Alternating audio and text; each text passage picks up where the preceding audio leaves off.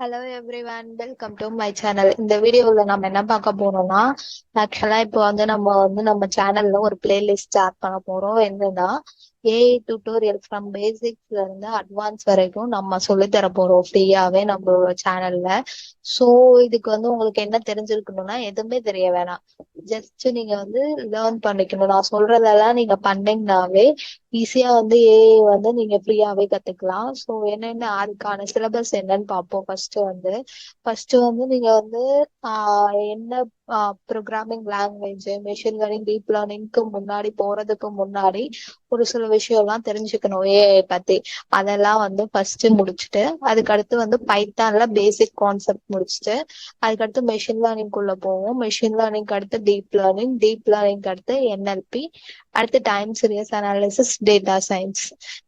இதுதான் வந்து நம்மளோட டோட்டல் சிலபஸ். இது பேஸ் பண்ணி தான் நம்மளோட கோர்ஸ் போக போகுது. ஸோ எல்லாரும் ரெடியா இருந்துக்கோங்க.